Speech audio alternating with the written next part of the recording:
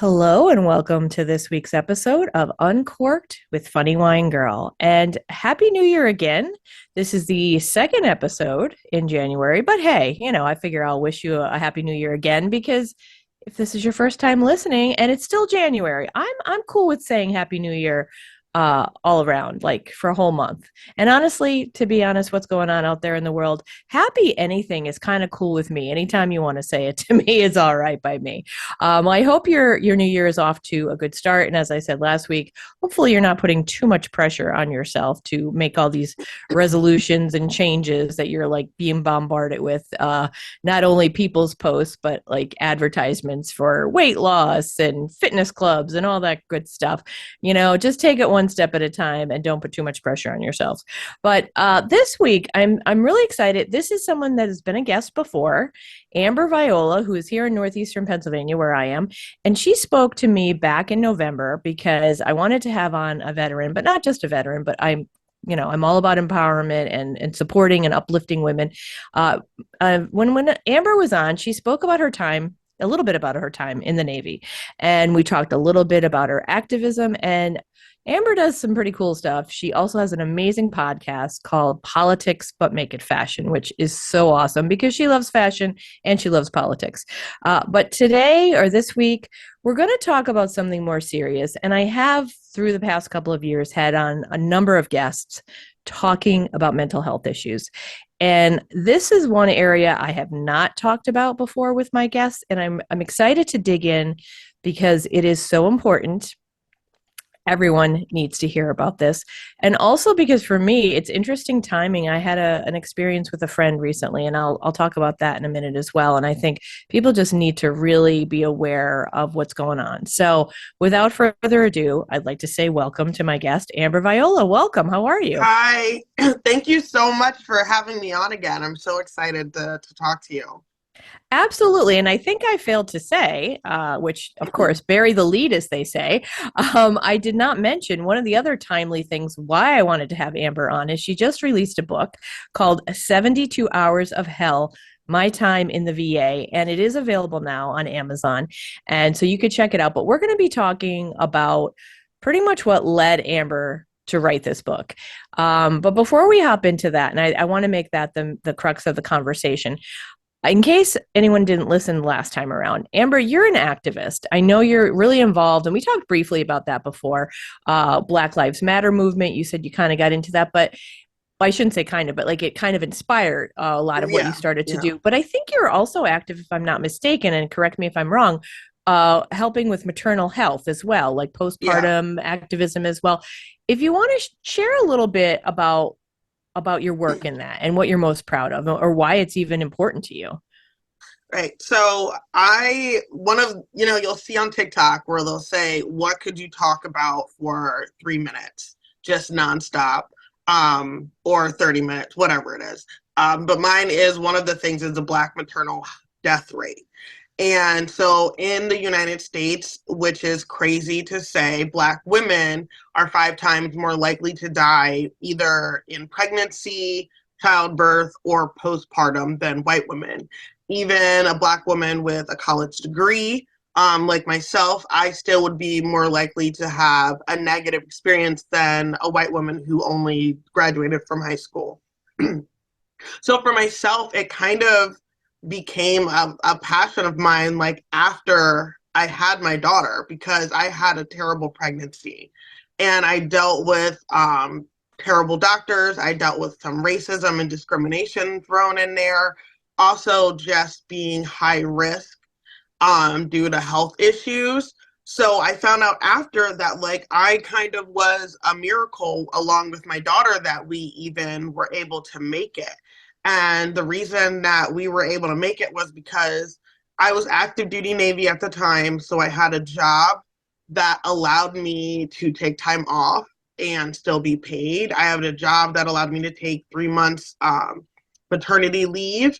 I had a car. I had gas money because I lived an hour away from my specialist because I was high risk, and that then was 2 hours away from my doctor. Like, it was just such a crazy like where everything was located geographically when I was stationed in Virginia, but all of those things added up to like me and my daughter being alive.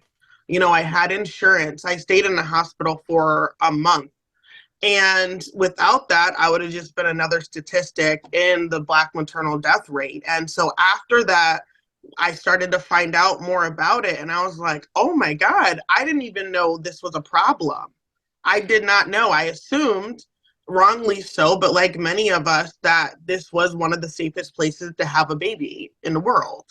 And it's not. For Black women, Indigenous women, and Latin women, it's very dangerous for us to have a child here. So that is kind of where my passion for that comes from, and a little bit of a background about what is it. But I've done talks about it, which I love. It's one of my passions. I love to talk about it, which I've got to talk to, you know, some medical students about different things and everything. So it's definitely something I'm always trying to advocate for.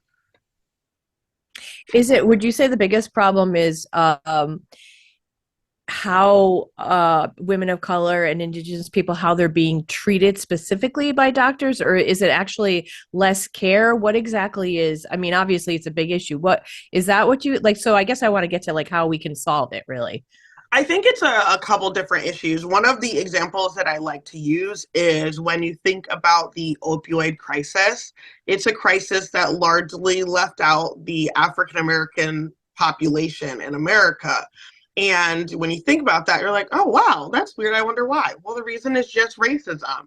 Black people aren't prescribed pain medicine at the same rate as white people in America due to our pain not being perceived. So that's a big issue, is we're not believed and our pain isn't perceived.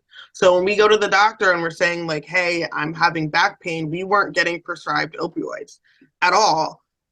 So that's kind of the same, crosses over into things like pregnancy, when you're having issues, especially dealing with genetic issues that are specific to Black Americans, like having high cholesterol, having high blood pressure, diabetes. So I had preeclampsia and I had gestational diabetes, which is more genetic for me and a lot of other African American women. So you kind of already start off being high risk. So the doctors aren't listening to you, whether you're saying you're in pain and you're hurting, or even you're exhausted, or all these different things. You're just not believed. So that leads to then a lack of care, because you're not getting the care that you need. Okay. And that, I mean, that makes sense what you're saying. So it's excellent then that you're talking to med students and everything like that, because that's where we need to nip this stuff in the bud and to Yeah, make the difference for tomorrow, right? right. And you have So the woman who is in the news right now, and I'm gonna remember her name. I cannot, of course, it just went out of my brain. But she went to the hospital multiple times while she was miscarrying, and she wasn't treated well. They didn't take care of her. They didn't really help her out. And she went home and ended up having a miscarriage. But when she came back, they called the police on her. You know, like that's what they could do, but they didn't step in to really offer a lot of care and support. And those are things that I found along my pregnancy journey, and just the way I was treated. Like one lady told me that pregnant women walk the Oregon Trail. And I was like, lady, I would have been dead in Ohio, okay? I would not have made it the whole time. What are you talking about? And that was because I was trying to work 16 hours instead of 24. And that is the response that I got from not my doctor, not my OBGYN, but it was one of the nurses that were there giving me a hard time about trying not to work, as not to work, not at all, but just to work less, because she felt like I was being lazy because pregnant women worked all the time. And I was like, I'm not trying to not work, but why am I arguing with this about this? You know? yeah. Yeah. Well, I think it's awesome that you're out there and like you said, it's your passion. So you're educating people who we need to hear about this. So, and just again, to give a little background for the listeners. So Amber you're from Northeastern Pennsylvania. You were in the Navy. Mm-hmm. You have a daughter, And you actually, and I shouldn't say you earned, I think while you were, I could be wrong though. I don't know if you earned it while you were in the Navy or not, but you do have your bachelor's degree. You have, and you have your degree, I believe your master's in social work, right? Yes, yes. I started my bachelor's before the Navy, continued while I was in, and then finished as soon as I got out, and then transferred pretty much right into my master's. Okay, so you're, and I want to make sure people understand this too, because what we're going to talk about today, your experience, I was just reading a little bit online. So your experience with the social worker that you talk about in your story was not so good. And I thought it was interesting because here you have your degree in social work, you've done social work, so you know what it looks like to be kind and to be Yeah. empathetic and to give a certain response to someone that needs it in that time frame. But that's not what you got. But I don't want to jump ahead. So I want to let people know. So your book, 72 Hours of Hell, My Time in the VA. So this, and you could tell us, I know from reading it, and the people listening won't know, it does have to do with mental health, but why don't you just give us a little bit of what was it like that led you to go to the VA?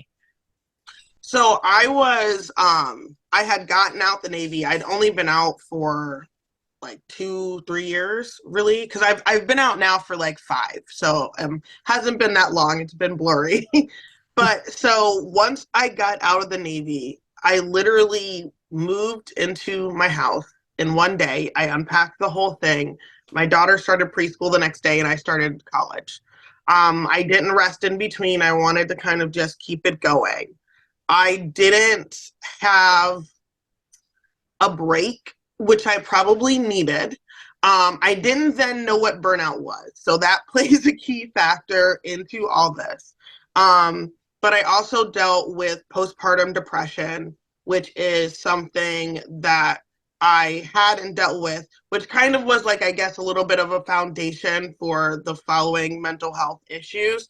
Um, so I ended up just burning myself out, getting my degree. I started working for the city of Scranton. I was a single mom. I was trying to do it all. I was sitting on a whole bunch of boards, and I ran myself ragged. And on top of that, I was dealing with a lot of racism at my job.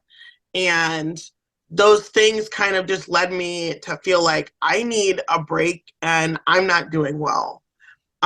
So I ended up, quitting my job, and I was like, all right, I'm just going to focus on school. I'm going to cut out a lot of this other stuff. I resigned from like every board I was on. Only thing I was doing, I took a pretty long break, like the Christmas holiday and stuff. And then started back going to school, and I kind of realized that I still wasn't in a good place. And what I like to call down the rabbit hole, I was suicidal, I was depressed, I was anxious, and I reached out to my therapist and said, like, hey, I need something different right now. We got to figure it out because I know that I need help, and I know that down the path I'm going is not going to be good. And I didn't want to just become a statistic, because over 22 veterans a day commit suicide and kill themselves. And the VA actually just came out with the study the last couple years showing that it has increased a lot in the last few years as well. So I knew that was the trajectory that I was on. So I reached out to my wonderful therapist who retired and broke my heart.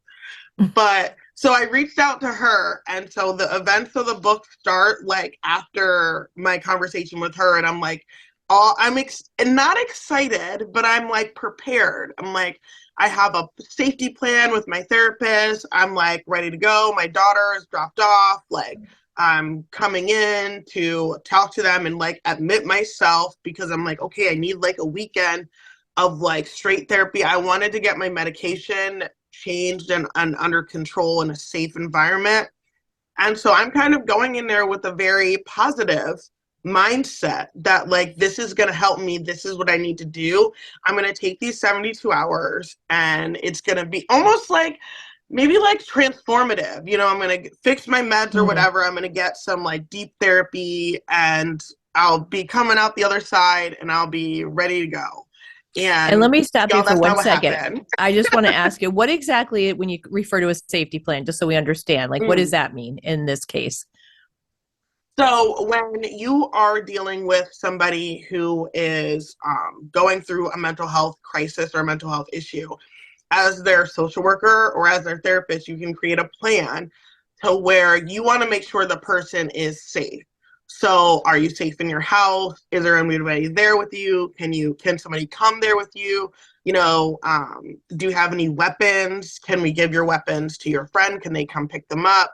Do you want to, what time do you want to come into the hospital? What's your plan? Like, did you have an active plan of how to commit suicide? If you were going to take pills, you have a lot of pills. Can those go to your friend? Can they come pick you up? So it's basically a couple of pages of questionnaire that you'll go through. And it's very standard. So it's across the board, pretty similar everywhere you'd go. And so that's what you do. And that's between, like I said, you and your social worker, you and your therapist. You work through that plan, and that plan is really important because they can come out of that plan and say, you need to go somewhere right now. Or they can come out of that plan and say, okay, you're good to go right now. You're coming for me. I needed to make sure my daughter was taken care of and good to go, and my dog. So I needed to get things in order before I could really go do what I felt like I needed to do. So that's kind of what it also allows, is you to put in a plan that you can come up with along with your therapist, along with your social worker, that you feel comfortable, that's going to help keep you safe.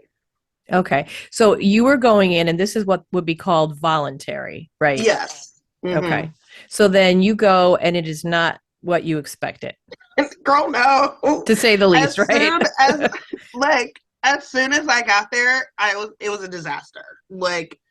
I get there, and my therapist is like, you got to be honest, Amber. You need to tell them the truth of what you're going through and everything. And I was like, okay, I'm gonna do it.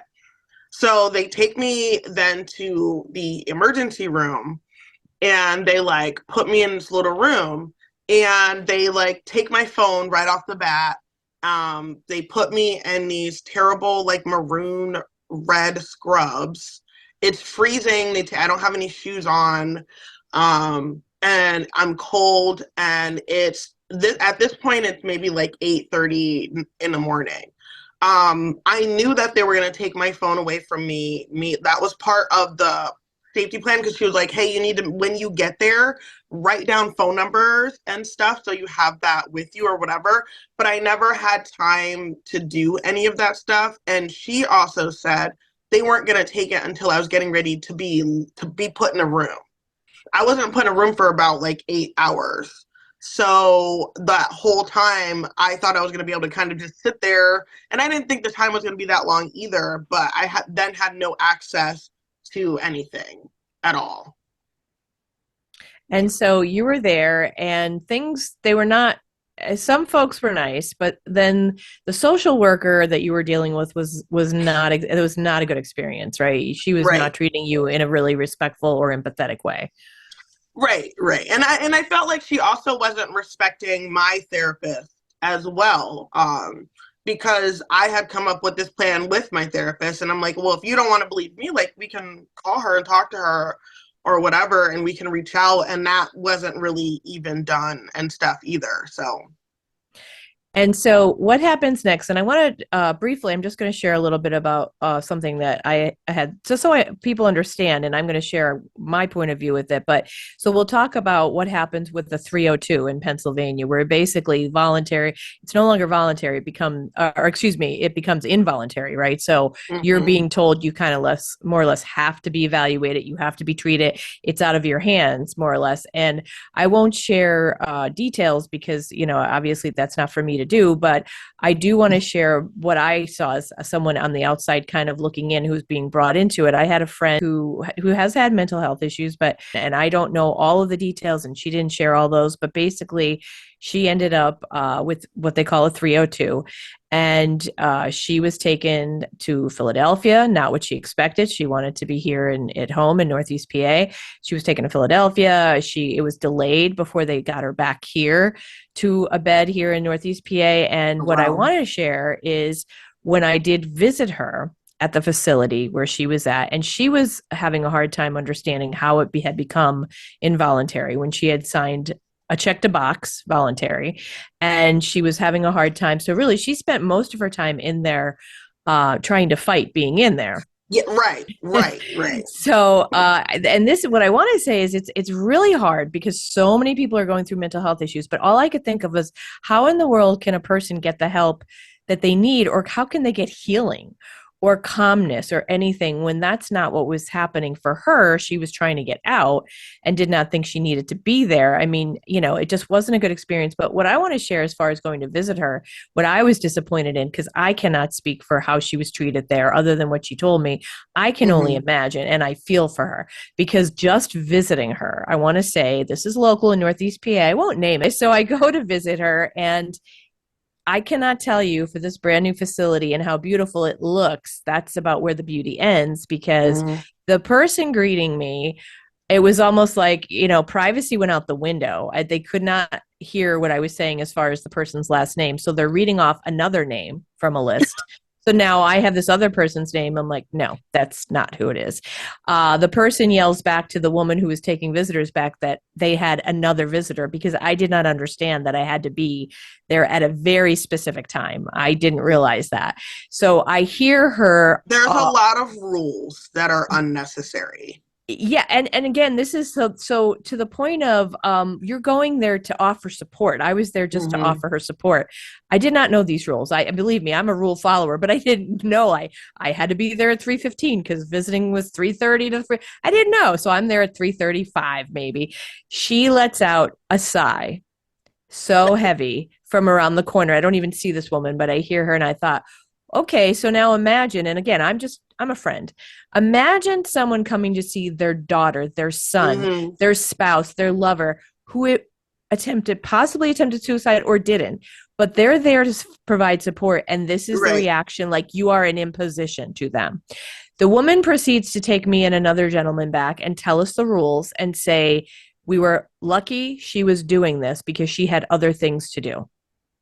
Okay. And these were literally her words. I thought, wow, this is not professional. It's not kind. It's not empathetic. I went in, Mm-hmm. visited my friend, and all I could think about is, wow, this looks like all the things, the shows I've seen on like Orange is the New Black or something. Not quite like that, but like it Yeah. felt like a prison. And I want to stop because I want to get back to your story. But all I could think of when I was there with her is, how is this healing? How is this therapeutic? And again, I can't address how she was being, treated. She did say she had a patient advocate. She did not seem super excited about how he was helping her or not helping her. But I just thought this does not seem restful and healing. So yours became this 302 where it becomes Mm-hmm. involuntary. So you are not allowed to leave at this point. Right. So, like her, like your friend, I was screaming about my injustice. Okay. I was very angry and fighting. And my mom, they called my mom and she told me to like shut up and just stop we'll deal with that later.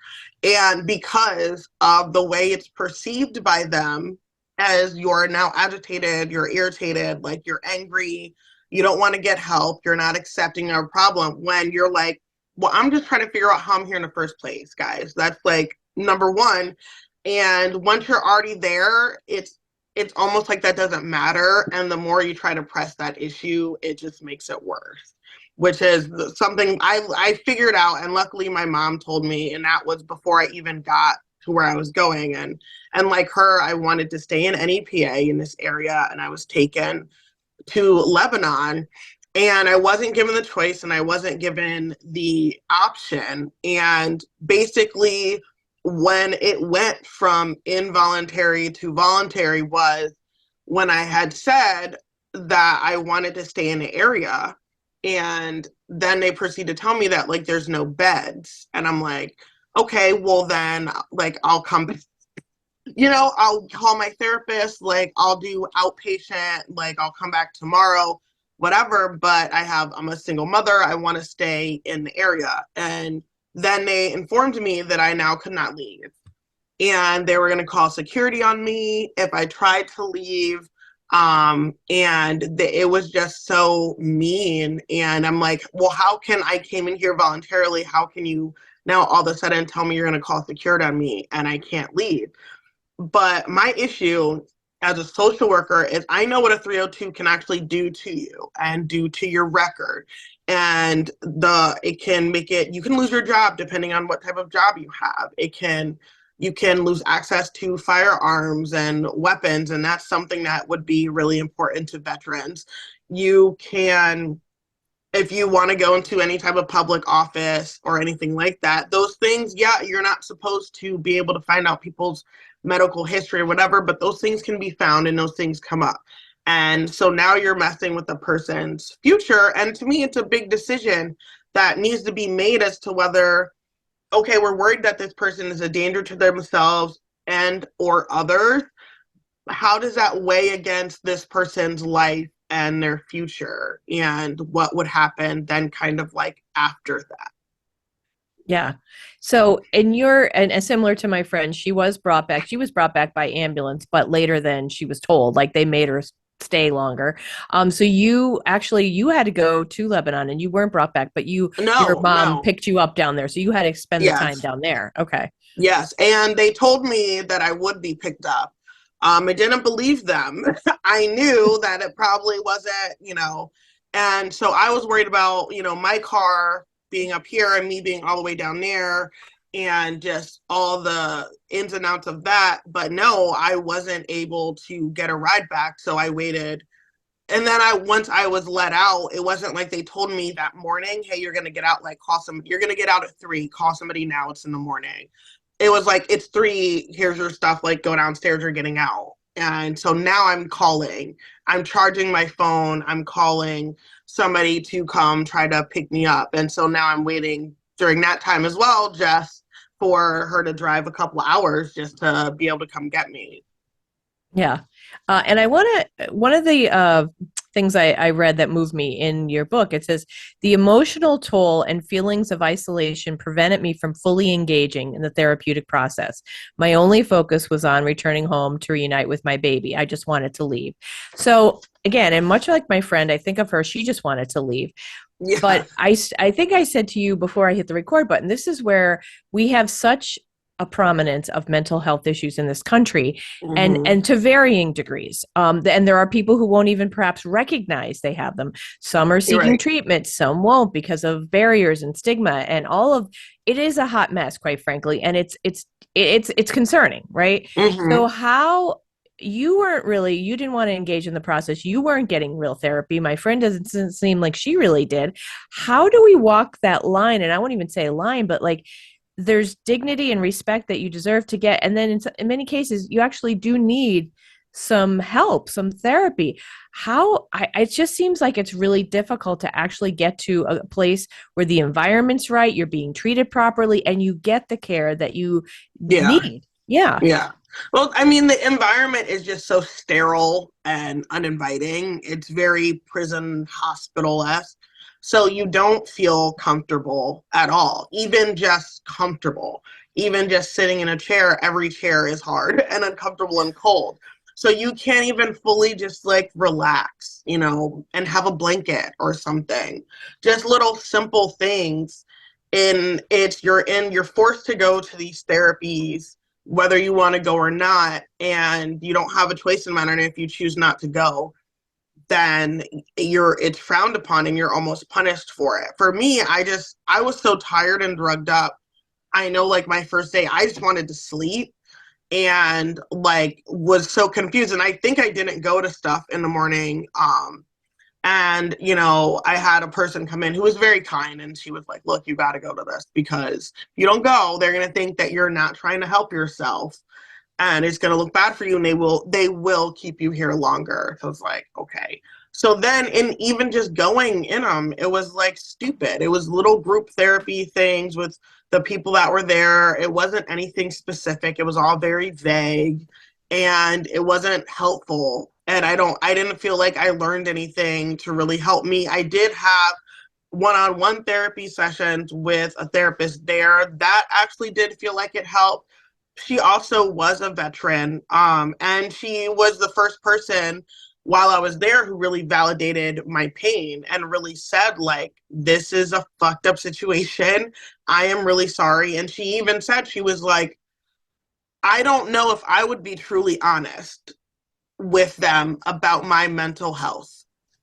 And that made me feel so comfortable and at ease, you know, and she was a Marine and she was a combat veteran and a woman and things like that and a social worker. When she said that to me, that made me feel better because and she said, for me, this is the reasons why. And she went through those things. And because I just sat there for a while and I was not saying anything. And I told her why. I said, I'm not saying anything because the last time I said something, I'm now in this mess, you know?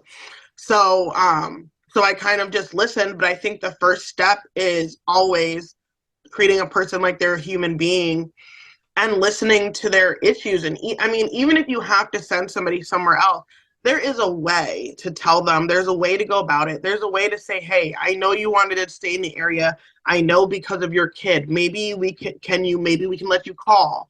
Maybe we can like do a FaceTime really quick. Like whatever it is, there's ways to be empathetic and kind to where the situation still stays the same, but now the person is just feeling better about it. And then you're more receptive. Yeah. And I think sadly, I'm going to be the pessimist here and say getting people to be empathetic. Whew, I don't know if we can expect that change. I'd love to see it happen in so many fields, but especially when person's at their most vulnerable, right? That is when it's absolutely needed. And all I could think of when I went in to see my friend was like, wow, this woman who's bringing me back is the least empathetic in a place where there should be so much empathy. But with that said, what would you do differently? Like, I mean, if this arises again, or if you've looked back and you've reflected, what would you have done differently? Because you were doing what you thought was the right thing for you. Yeah, I was, and sadly, I would not do this again. I think for me, what has been working is, you know, I go to therapy either once a week, sometimes, or every 2 weeks, and try to just have a schedule with that. Find somebody you actually enjoy talking to and you like, and like look up other types of therapies because there's not just talk therapy, there's like cognitive behavioral therapies and different things. Also incorporate other stuff into my life, like, you know, yoga or meditation. My mom does a lot of meditation and stuff, and there's this organization I've worked with, Warrior Strong, and they came out with like an app that does meditation stuff. Making sure your meds are good. If you need to take meds, being willing to kind of like try different things. I think people don't realize that medication is trial and error. Like I could take something and it could work for me, and you could take the same thing and it couldn't work for you. So maybe I need to try something different, and that's okay. And the same goes for like dosages and stuff. So being willing and open to play with those and kind of do that and stay on a schedule with your medicine, and really do those things, and try to find somebody in your life that you can have an open and honest conversation with, and maybe preface this by saying, like, look, I'm not going to go jump off a bridge right now. Okay, I need you to know that you're safe, I'm safe, but my intrusive thoughts right now are I want to go jump off a bridge. Okay, and I need somebody to talk to about it. So you need to be able to be a safe space for people, and you know, and like it's okay to freak out and be like, that's crazy a little bit, but also be that person for them anyway and stay there and say, like, but I'm here for you, I'm listening to you, I'm not judging you. This is a safe place for me. And then be willing to talk open and honestly about suicide. I went through a training called Assist through Veterans Promise. It's a local veterans organization. And one of the things is you just ask somebody, are you going to kill yourself? Like point blank. If a person's not suicidal or depressed or whatever, it's not going to make anybody, I don't want to say normal, but somebody who is having normal mental health that's not going to make them go jump off a bridge. You know, but what it will do is somebody who is experiencing that is going to be like, oh, well, yeah, yeah. You know, you're going to get a lot more honest answers than you think, and not beat around the bush, and be willing to ask people those questions and help. And also, you know, just being kind. You don't know what people are going through, and everyone might not always tell you things. And I had a lot of people in my life who didn't know that I was going through these mental health issues and I had PTSD and things like that. So for me, it was having conversations with people who had been in my life for a long time and trying to figure out how honest I want to be or not be, and what boundaries I want to have, and who you want to trust and not trust. But for some of my friends, I had to tell them and to be like, you weren't a safe place for me to come talk to you about this, because that one time you said that people that kill themselves are stupid. So like, I wasn't going to come talk to you about my stupid problems. So like, and there were some conversations that I had like that, and I had to be like, and people who said like, yes, but, and maybe had to figure out how they really felt about different things, and maybe more explain their feelings and stuff. But that's a lot of the reasons why people don't always come to people and things. But I think those are just a few things that you can do differently, and that I'm doing differently now as a person who has mental health issues. And I think things that like the people around somebody could also do. Yeah, and that's great advice. And I think talking is so important. I listened to a podcast called The Happiness Lab, and they had this gentleman on who's promoting about texting, because he was someone in England who was thinking of committing suicide, and he had a friend just text and say pub, like literally pub with question.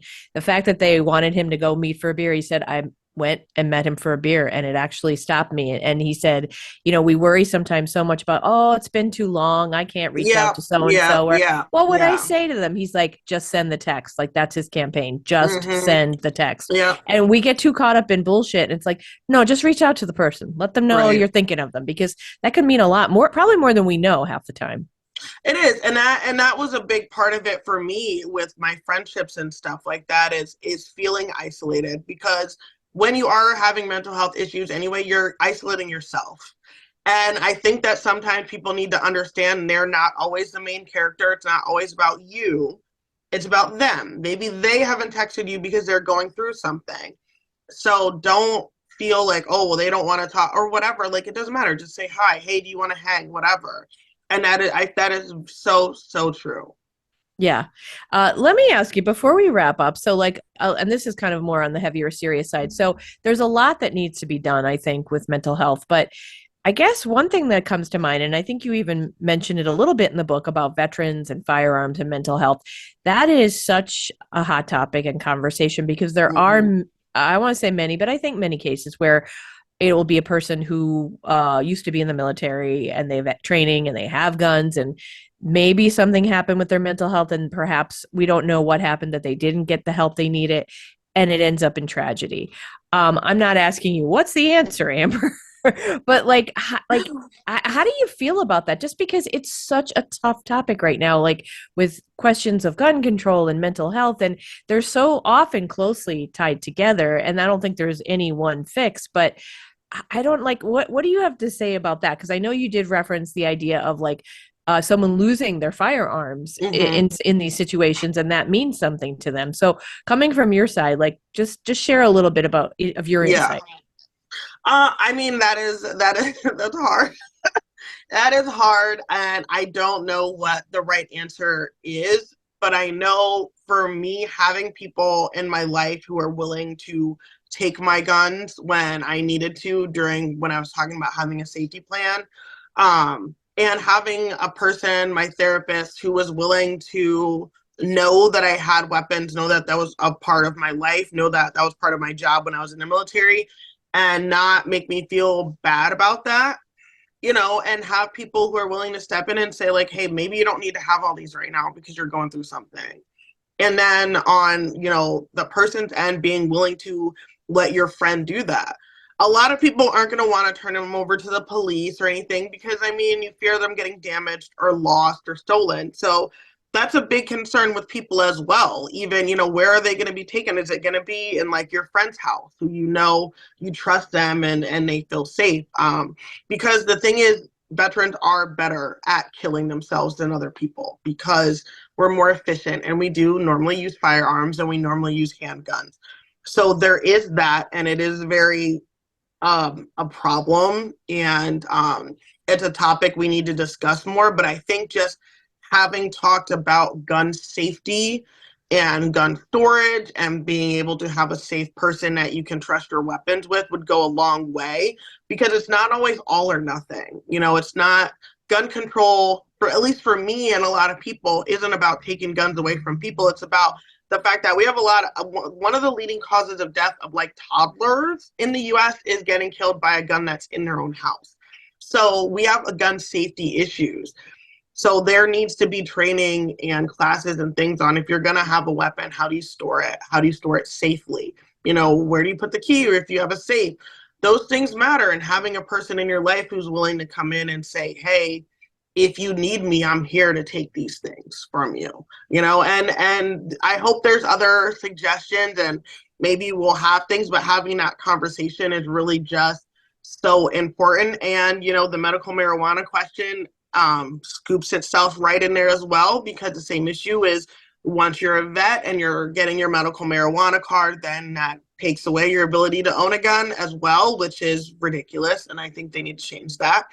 And that's something that a lot of veterans are working towards right now. Actually, there's veterans organizations who are petitioning Biden to get that changed while he's still in office, to get the classification of marijuana, the classification changed, so it's no longer like a Schedule 1 drug, so then it won't have the same issues with the marijuana card and things. But all those things are intertwined together, because medical marijuana is helpful for a lot of people who suffer from PTSD, who suffer from mental health issues. So that could be what works in their little program, So when I was talking about therapy or meditation and medicine, you can add in medical marijuana in that as well. And that could prevent suicide, which then would prevent the issue of worrying about them having a gun. So there's a lot of things that are all interconnected together that we're having separate conversations for, but that's a big reason why a lot of people are pushing for the legalization of medical marijuana, is for people with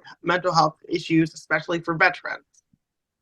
Yeah, I didn't even know that. I wasn't aware of that. So if you get your medical marijuana card, you automatically cannot own firearms. Is Yeah. that right? Mm-hmm. Now, is that a state thing or is that federal? It's here. I mean, and the rules are different with each state, and every, like, carrying weapons is different with each state. Like, so you need to look it up and see what it is. When I would drive back and forth from Virginia, I knew there were states, if I had a weapon in my car, that I couldn't go through to get to Pennsylvania, and I'd have to go another way because it wasn't legal for me there. So you have to kind of look up and know the different rules for each state and things. And that's why it's something that should be changed on the federal level.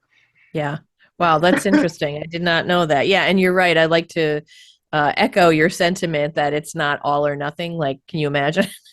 We kind of seem to think that, I think, some days in this country. Well, if you think that, then you must be. No, no, no, no, no. Can we take a break here? Pump the brakes. It's like, no, it's not all or nothing. No, absolutely not. Well, as we wrap up here, I want to thank you, first of all, so much for sharing your story in your book, and also being willing to share it here on the podcast, because I think it's going to impact so many people, veterans, but not just veterans, just there's so many people dealing with mental health issues, or their family members are. And I think they need to hear these stories more and more. And we need to keep talking about it more and more to remove the stigma, so that people can get the help they need and deserve.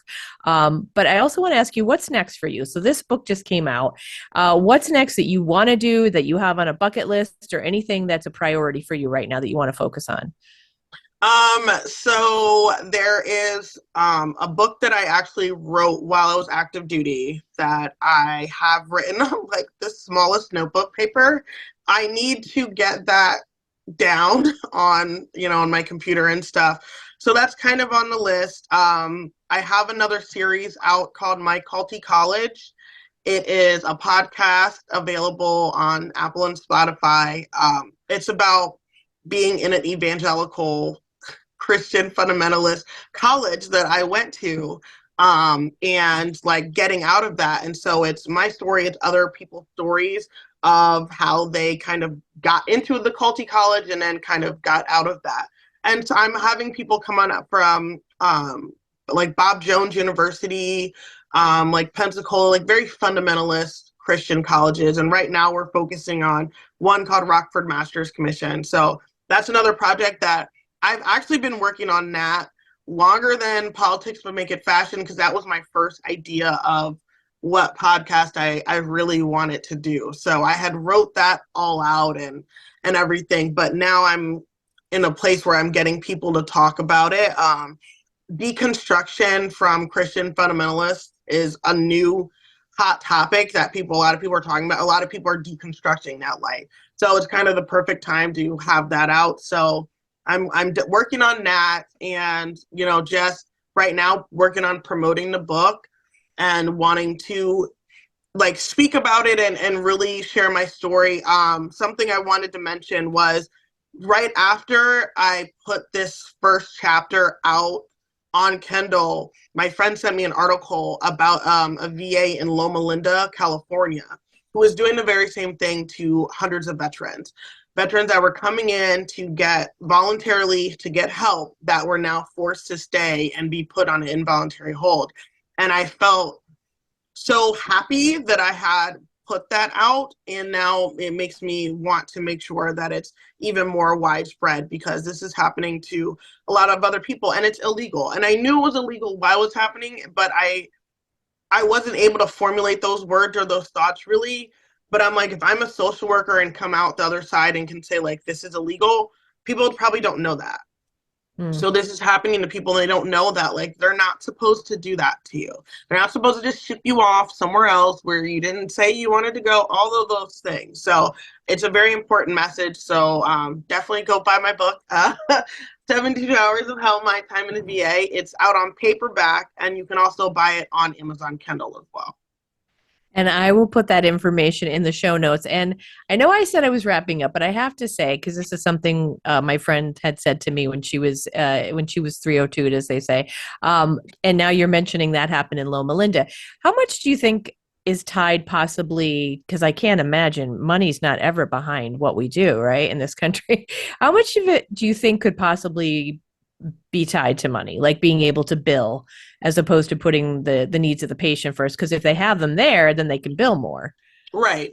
I mean, obviously, that's always going to be a thought, especially with more private equity firms buying up hospitals, mental health facilities, jails, all of those things. It then does become about money and making money, and about cutting cost as well. Because then what happens is a lot of things get cut out, which are those things that maybe probably have more empathy, more compassion, more extra care parts of service. Those things always get cut first. So money has to do with it, but it's not always about like making money. It's about saving money to make more money. And I think that's where a lot of the detriment really, really comes in. I actually talked about it this week on the podcast about in medicine, private equity firms buying up hospitals, and how then the patient outcomes go down so much. And so when you look at mental health facilities that, pop up places, is it a for-profit mental health facility?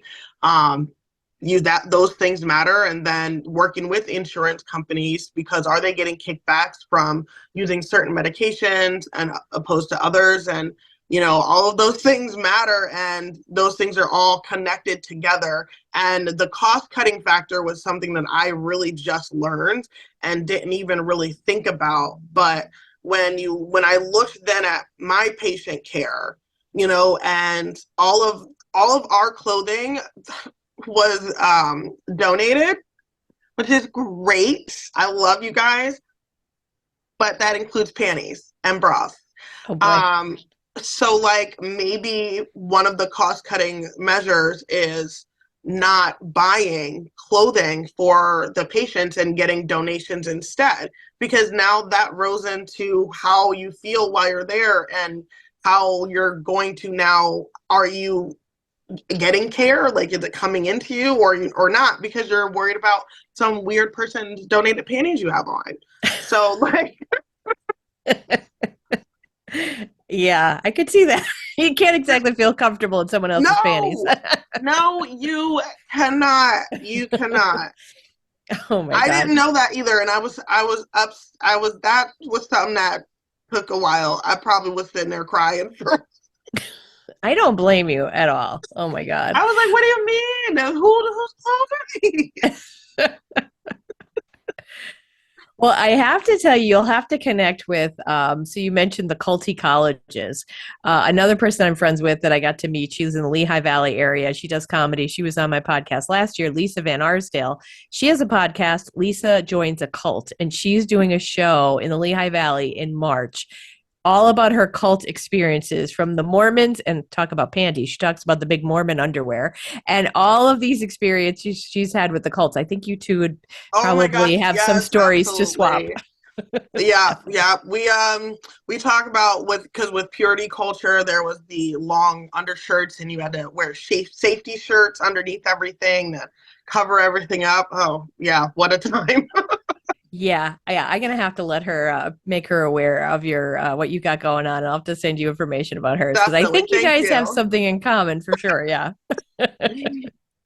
Well, I want to thank you once again, Amber. This has been a delight as always. I can't wait to have you back another time and keep us posted on, your additional projects that you've got going on. I know you'll always have something exciting in the works. So thank you again. I really do appreciate this Thank you open, so honest. much. Thank you. I really, really enjoy your podcast. I love it. And I love the sign.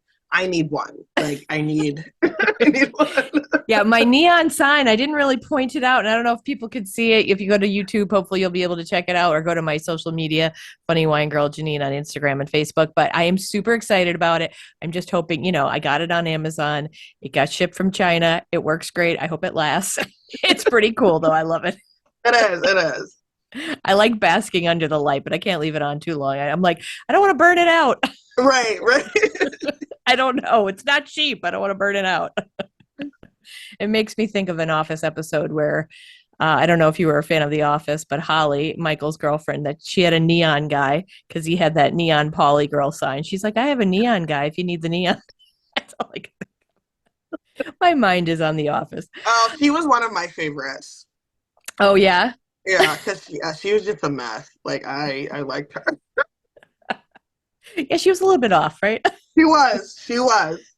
I think people who are off are the best people, though. Yeah. In some ways, right? In some ways. Well, thank you again. And I want to thank my listeners. Like I said, we're just getting started here in January. So I'm excited about Trisha Richards is coming up. She has the ineedaspeaker.com.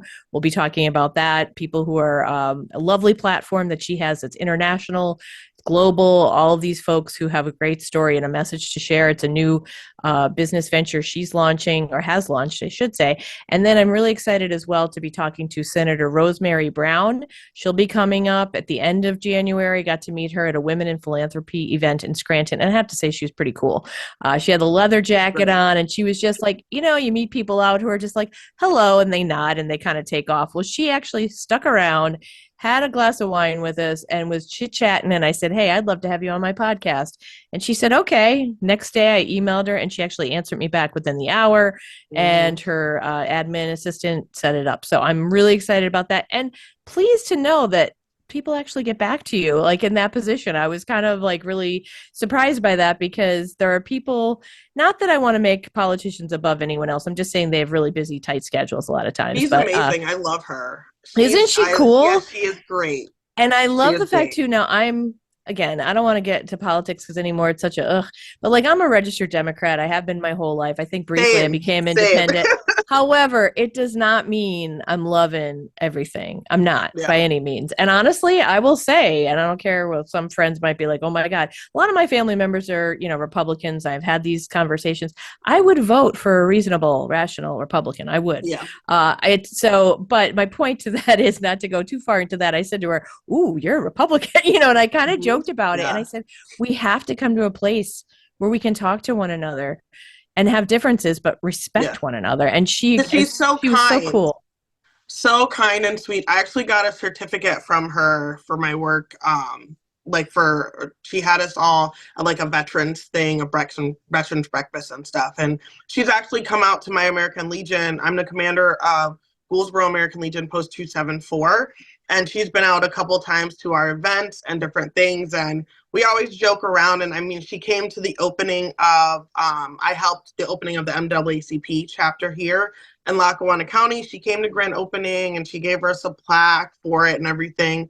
So she's really great, and she seems very supportive of the like local communities of color that are here. And she is a Republican, and we disagree on some policy issues, but also like she's such a kind person who cares about the people in her community. She cares about the veterans, and she seems to be trying to do as much as she can for this area. And that's like what we can, what we want. You can't disagree on like racism and stuff like that, guys, but there's other stuff that you can just, you're trying to almost get to the same destination, just different ways. Yeah. And so I love that she's coming on your podcast because she's wonderful.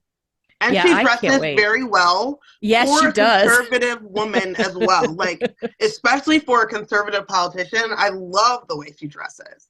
Yeah. She wears the Yeah. stilettos. So, Yeah, I had to say when I mentioned her on previous episodes because she was like wearing this like black leather jacket and she was looking cool, and I'm like, I like this gal.